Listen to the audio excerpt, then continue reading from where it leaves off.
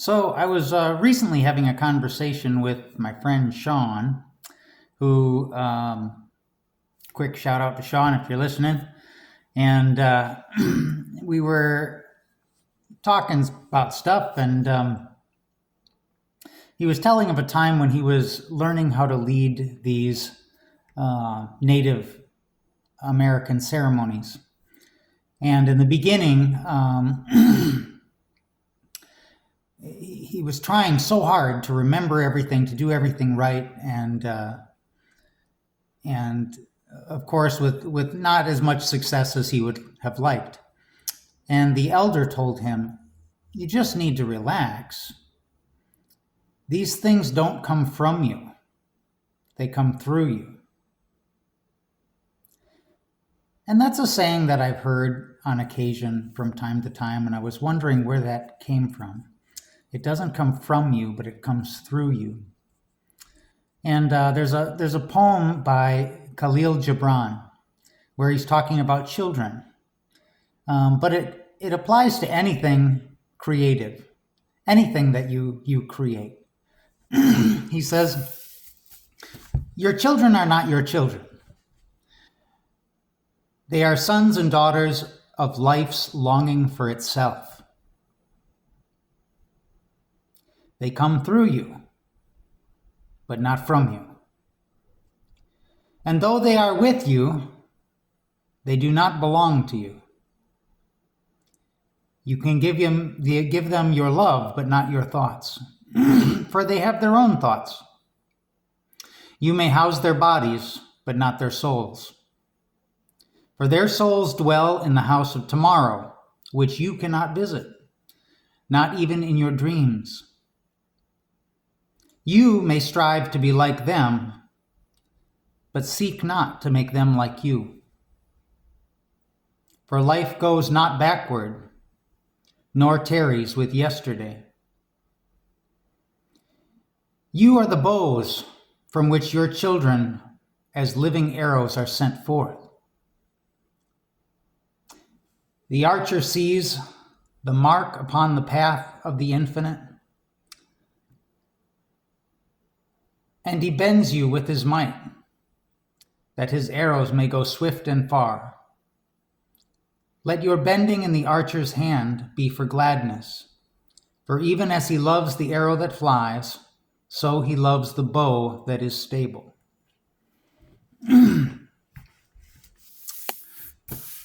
I think the best things in life come through us, not from us. Whenever something comes from us, we work too hard and we produce too little. It's like mining for gold, you know? You dig, you sweat, you labor, you toil, and you don't get a lot to show for it in the end. But when things come through you, it's more like lava coming up through the ground. You know, it just comes and it comes and it comes, and you can't control it. When things go through you, they have a life of their own. And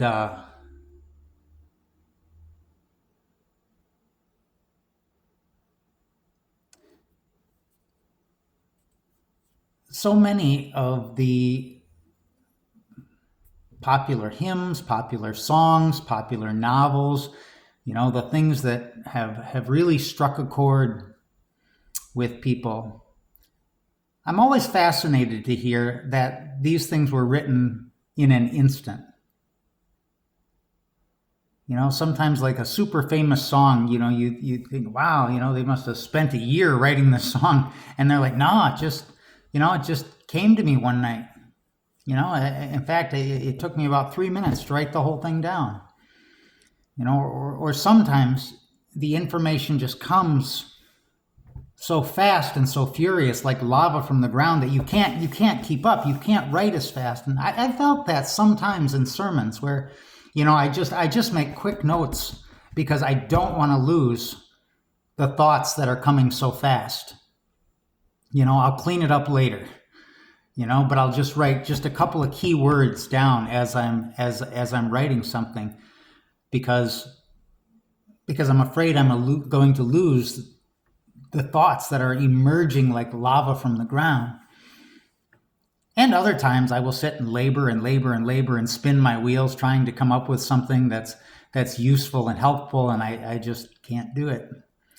Um,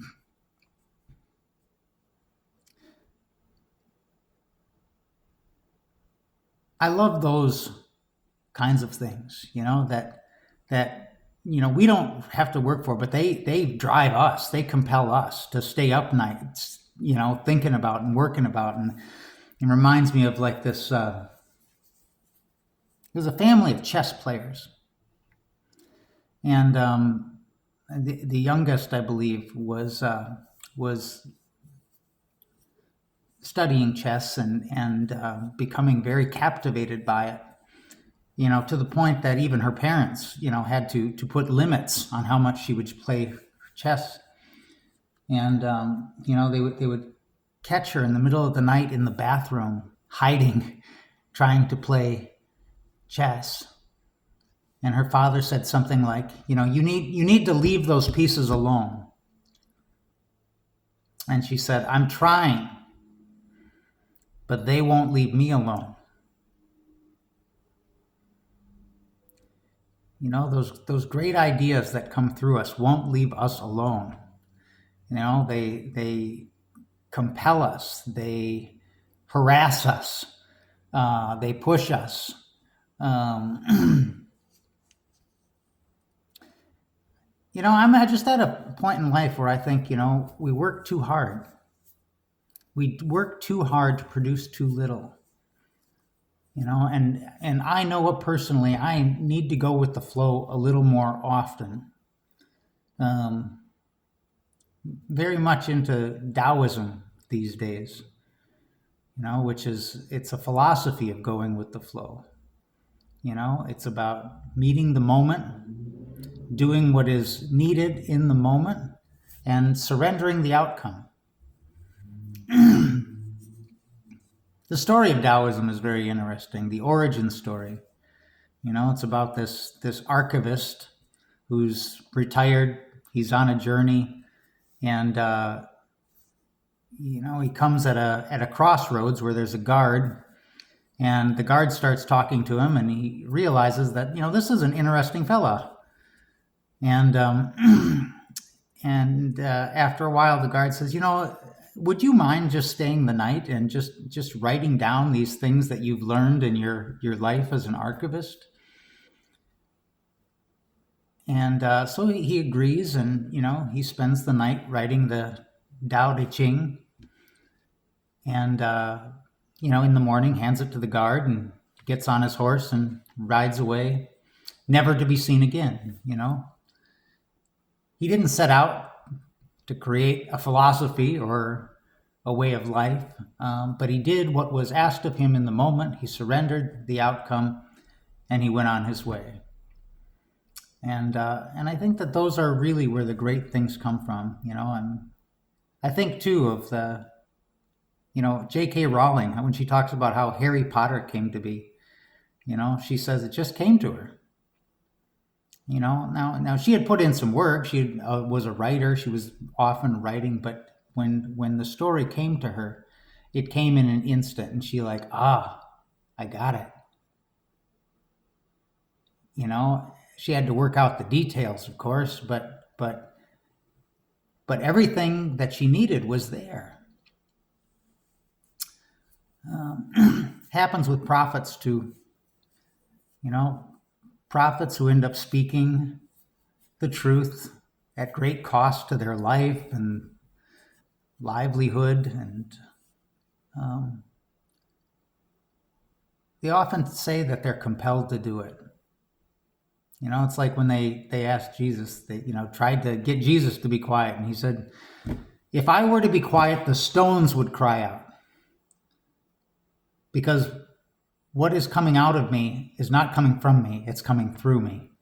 And if it doesn't come through me, it'll come through someplace else, because it is coming. Yeah, so I guess those are my thoughts for today.